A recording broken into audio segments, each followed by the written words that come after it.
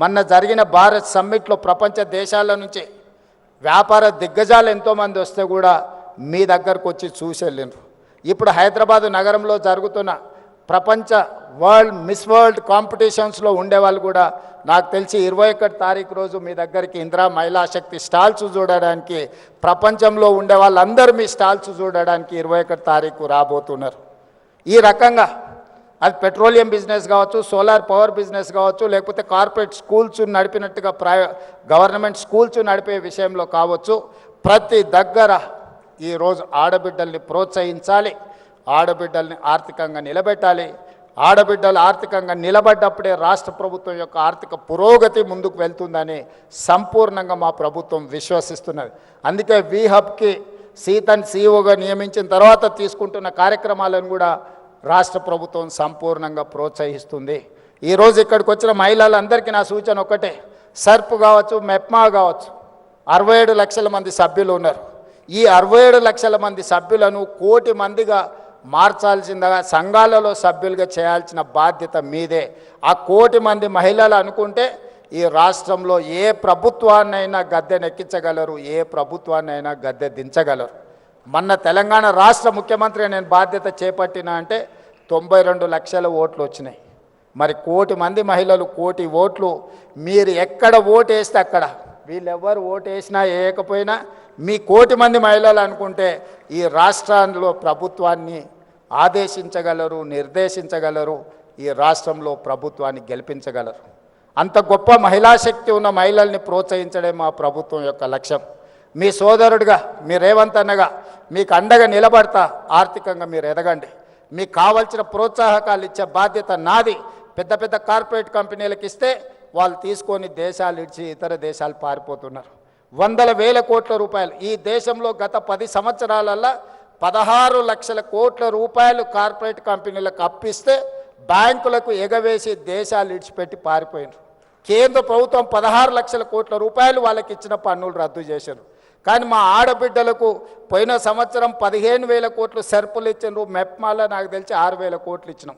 పోయిన సంవత్సరం 21,000 కోట్లు ఆడబిడ్డలకు అప్పిస్తే 1 రూపాయి కూడా ఏ బ్యాంకుకి ఎగవేయకుంటే ఈ ప్రపంచంలో కడుతున్న వాళ్ళు, చెల్లిస్తున్న వాళ్ళు, మిత్తితో సహా చెల్లిస్తున్న వాళ్ళు ఎవరైనా ఉన్నారు అని అంటే మా ఆడపడుచులు. ఆర్థిక క్రమశిక్షణ ఆడబిడ్డలను చూసి నేర్చుకోవచ్చు. అందుకే ఈ సంవత్సరం కూడా వాళ్ళని ప్రోత్సహించాలని ఇంతకుముందు దివ్య గారు చెప్పినట్టు 15,000 టార్గెట్ పెట్టుకుంటే 20,000 కోట్లకు రీచ్ అయిందంటే ఈరోజు బ్యాంకులకు మీ పట్ల ఒక విశ్వాసం, నమ్మకం ఉంది. మీకు ఇచ్చే ప్రతి రూపాయి వడ్డీతో సహా సరైన సమయంలో మీరు చెల్లిస్తారని. మీరు ఆర్థిక క్రమశిక్షణతో ముందుకు వెళ్తున్నారు కాబట్టి మీరు ఆర్థికంగా అభివృద్ధి చెందడానికి అవకాశం ఉంది. అందుకే ఈనాడు రాష్ట్ర ప్రభుత్వం తరఫున మీ సోదరుడిగా నేను మీకు మాట ఇస్తున్నా, మీరు బలంగా నిలబడండి. ఈరోజు 10,000 మెగావాట్లు సోలార్ పవర్ అవసరం ఉన్నది మనకు. 1000 మెగావాట్లు కాదు, ఈ 1000 మెగావాట్లను మీరు సరైన విధంగా మీరు నిర్వహించండి. అవసరమైతే ఇంకొక 1000 మెగావాట్లను ఈరోజు మీకు కేటాయించడానికి రాష్ట్ర ప్రభుత్వం సిద్ధంగా ఉన్నది. అదేవిధంగా ఆర్టీసీలో 10,000 బస్సులు ఉంటే దాదాపుగా 5,000 బస్సులు ప్రైవేట్ నుంచి మనం ఈరోజు ఎంగేజ్ చేస్తున్నాం. అందులో 1000 బస్సులు మీకు ఇవ్వాలనుకున్నాం. 600 బస్సులకు మీరు ఇప్పుడు ప్రణాళికలు చేసుకున్నారు. 150 బస్సులను పోయిన నెలనే నేను పరేడ్ గ్రౌండ్ దగ్గర ప్రారంభించడం జరిగింది. మీరు ఈ 600 బస్సులను తక్షణమే తెచ్చుకొని ఆర్టీసీకి ఎంగేజ్ చేయండి. ఇంకా భవిష్యత్తులో మీకు అదనంగా కూడా మీకు బిజినెస్ ఇచ్చి, వ్యాపారం ఇచ్చి మిమ్మల్ని ప్రోత్సహించడానికి ప్రభుత్వం సిద్ధంగా ఉంది.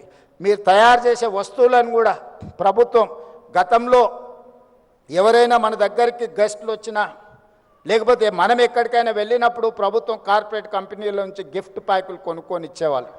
కానీ ఈసారి మొత్తం కంప్లీట్గా మహిళా సంఘాలు తయారు చేసే ఉత్పత్తులనే, హ్యాండ్లూమ్నే ఈరోజు మనం వచ్చే గెస్టులకు గిఫ్టులుగా మనం ఇస్తున్నాం. మేము ప్రధానమంత్రిని కలిసినా కూడా మీ వస్తువులే తీసుకెళ్ళి నేను ఇస్తున్నా. ఏ దేశం నుంచి ఏ దిగ్గజ వ్యాపారస్తుడు ఇక్కడికి వచ్చినా మీరు ఉత్పత్తి చేసిన వస్తువులనే వాళ్ళకు బహుమతిగా మనం ఇస్తున్నాం.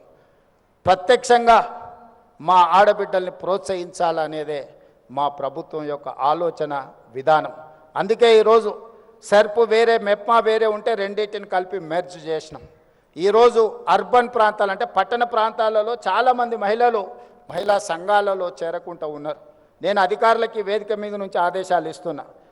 గ్రామీణ ప్రాంతాలలో చాలా వరకు మహిళలు సంఘాలలో చేరి సంఘం యొక్క అవకాశాలను వినియోగించుకుంటున్నారు. కానీ పట్టణ ప్రాంతాలలో ఇంకా మహిళలు ఈ సంఘాలలో చేరడం లేదు.